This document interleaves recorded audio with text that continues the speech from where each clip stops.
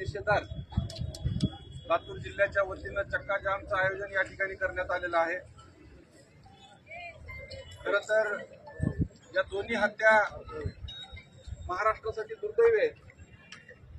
कायद्याचं राज्य आपण म्हणतो, परंतु दररोज कायदा आणि सुव्यवस्थेचा प्रश्न राज्यामध्ये निर्माण होत असताना राज्य सरकार काय करतंय?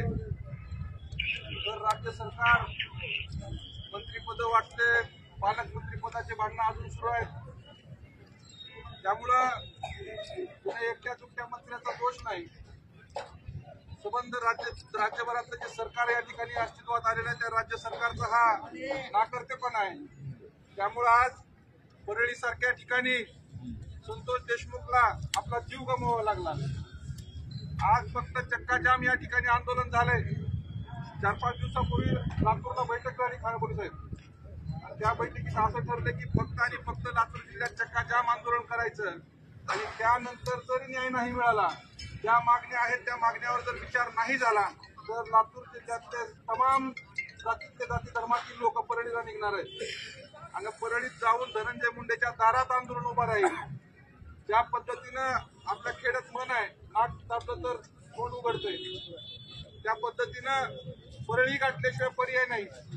लातूर जिल्ह्याबरोबर मराठवाड्यातले 7 ते 8 जिल्हे सगळे परळीला यायला सुद्धा तयार आहे, सगळ्यांचं बोलणं झालंय। म्हणून आज हे आंदोलन फक्त सरकारला जाग यावी, सरकारनं गांभीर्याने त्याचा विचार करावा।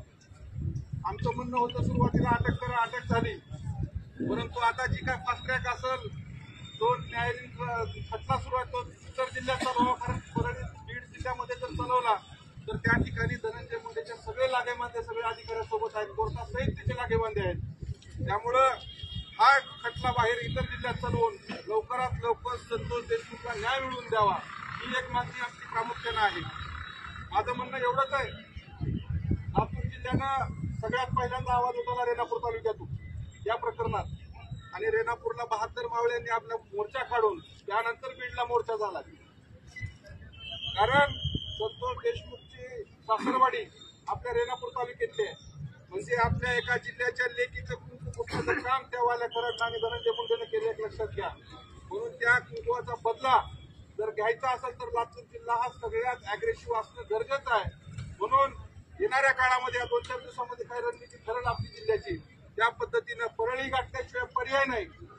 धनंजय मुंडे राजीनामा देत नाही, मंत्रिमंडळ त्याला बाहेर काढत नाहीत, ना फास्ट ट्रॅक येत नाहीत, ना कुठलीच मागणी आपली त्यांनी मान्य करणार नाहीत। परळी जोपर्यंत गाठत नाही तोपर्यंत आपल्या ह्या अन्यायाविरुद्ध न्याय मिळणार नाही, एवढीच भूमिका या ठिकाणी मांडतो आणि थांबतो। जय हिंद, जय महाराष्ट्र, जय शिवराय।